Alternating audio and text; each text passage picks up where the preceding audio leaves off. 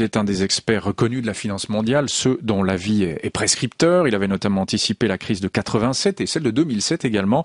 Le plaisir de recevoir ce matin en direct de Zurich, Marc Faber. Bonjour.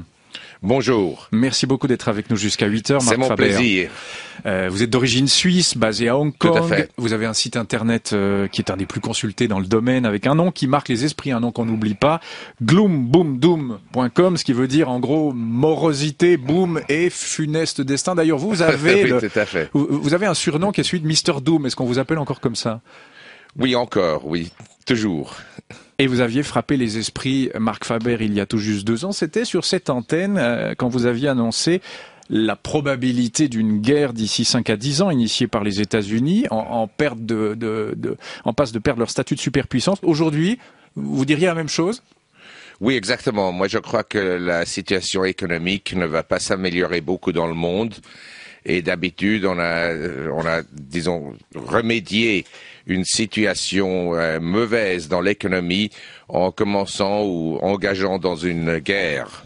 Et les tensions géopolitiques ont augmenté, c'est tout à fait clair. Cette guerre aura lieu éventuellement sous quelle forme, Marc Faber?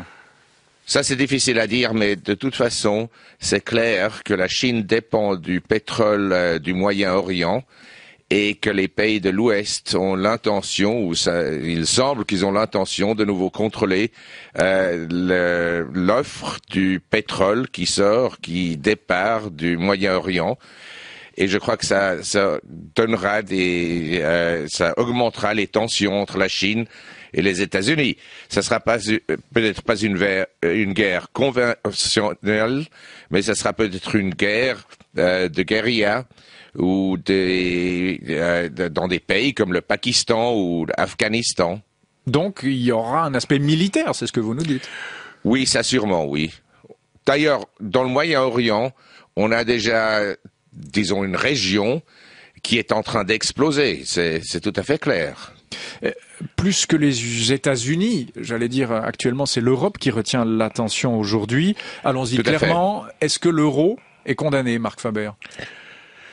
Oui, il est condamné d'une façon, je crois qu'il y aura des pays qui devront quitter la zone européenne, la Grèce, l'Espagne, le Portugal, et peut-être tous les pays devront quitter et il y aura seulement un pays dans l'euro, ça sera l'Allemagne. Mais ça, c'est une boutade. C'est quasiment une plaisanterie, Marc Faber. On ne peut pas tourner comme ça en Europe.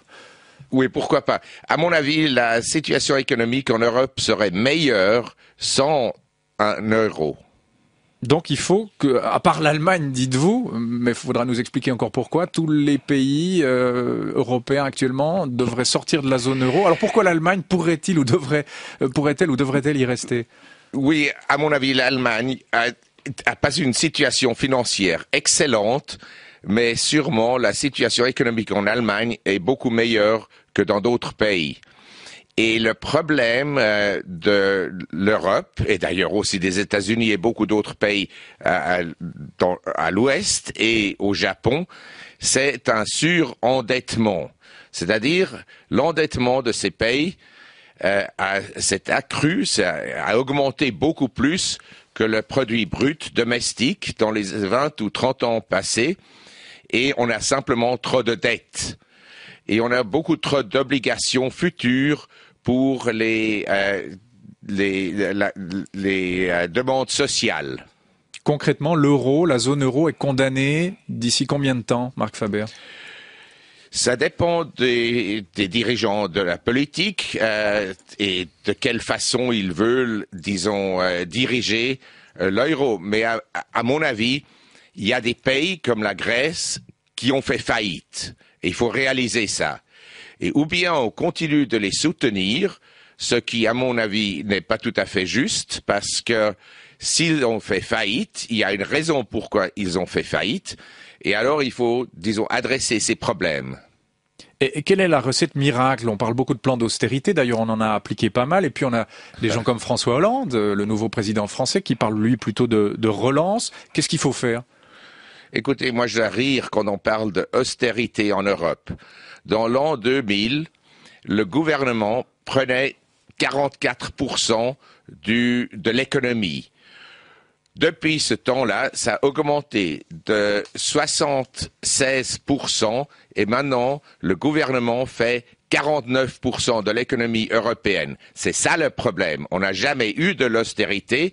On a toujours essayé de résoudre les problèmes avec encore plus d'intervention du gouvernement. Et une économie est dynamique si elle est soutenue par le secteur privé et non par le gouvernement. Donc un plan de relance du gouvernement comme le prône François Hollande, c'est quelque chose d'aberrant et de pas crédible pour vous.